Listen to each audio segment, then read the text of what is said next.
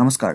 আজি মই এটা কাশ্মীৰ ফাইল মুভিখনৰ ওপৰত কিছু কথা ক'বলৈ যাম, গতিকে ভিডিঅ'টো শেষলৈকে চাওক। আৰু হয়, আপুনি যদি বাস্তৱ কথা শুনাৰ মানসিকতাৰ অধিকাৰী নহয় তেনেহ'লে আপুনি ভিডিঅ'টো স্কিপ কৰিব পাৰে। যিবোৰ মানুহে আজিৰ পৰা কিছুদিন আগত এই ফিল্মখনৰ নাম ল'বলৈ ভয় কৰা আছিলে, আজি সেই ফিল্মখন অলৰেডি চিনেমা হলত চলি আছে।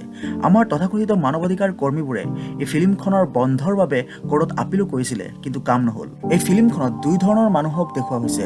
এক, যিবিলাকে ইয়াৰ বাস্তৱতা আৰু সত্য জানে, আৰু দুই, যিবিলাকে ইয়াৰ বাস্তৱতা আৰু সত্য জনাৰ পিছতো চকুত কলা কাপোৰ বান্ধি থৈছে। ফিল্মখনত মিথুন চক্ৰৱৰ্তীৰ এটা ডায়লগ আছে, য'ত কোৱা হয় যে য'ত 5 লাখ কাশ্মীৰী পণ্ডিতক মাৰি ঠিকনাবিহীন কৰা হৈছে তাক এক্সোডাছ নহয়, তাক জেনোচাইড বুলি কোৱা হয়। অনুপংখীৰে যেতিয়া ফিল্মখনৰ এক্টবোৰ কৰিছিল তেতিয়া তেখেতে প্ৰত্যেকটা এক্টতেই বহুত বেছি কান্দিছিল, কাৰণ এইটো তেখেতৰ বাবে এক নাছিল। তেখেতে নিজেও কাশ্মীৰৰ সেই কলা ৰাতিটোৰ জেনোচাইডৰ চিকাৰ হৈছিল।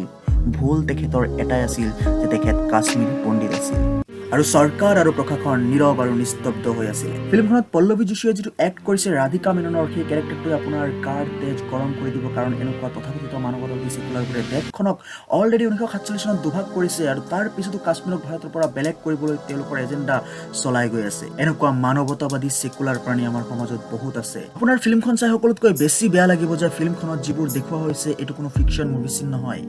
এই ঘটনা আজিৰ পৰা 30 বছৰ আগত কাশ্মীৰী পণ্ডিতসকলৰ লগত অলৰেডি প্ৰেক্টিকেলি সংঘটিত হৈ গৈছে, আৰু ইয়াত মাত্ৰ দুই এটা ঘৰৰ উদাহৰণহে দাঙি ধৰা হৈছে। এনেকুৱা হাজাৰ হাজাৰ লাখ লাখ কাশ্মীৰী পণ্ডিত এই জেনোচাইডৰ চিকাৰ হৈছিল।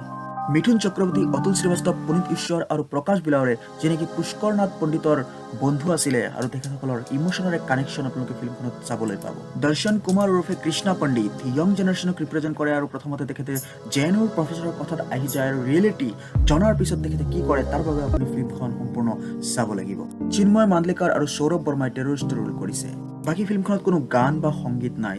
ফিল্মখনত যি ৰিয়েলিটিক তুলি ধৰা হৈছে তাত কোনো গানৰ স্কপ থাকিব লাগে বুলিও মই নাভাবোঁ, কিন্তু এটা স্কপৰ বাবে সদায় অপেক্ষা কৰিম যে কাশ্মীৰী পণ্ডিতসকলৰ লগত যি অন্যায় হ'ল তাৰ ন্যায় তেওঁলোকে কেতিয়া পাব। কিমান দিনলৈকে আমি মাথো তেওঁলোকৰ সেই দুৰ্দশাৰ কথা শুনি থাকিম।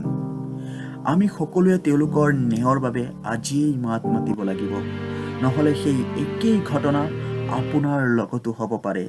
কেতিয়ালৈকে আমি মৌন হৈ থাকিম। এই ফিল্মখন চাই আপুনি যেতিয়া চিনেমা হলৰ পৰা ওলাই আহিব তেতিয়া আপোনাৰ চকু নিশ্চয় সেমেকি উঠিব, মনত অস্থিৰতাই ভৰি পৰিব, কিছুমানৰ খং উঠিব।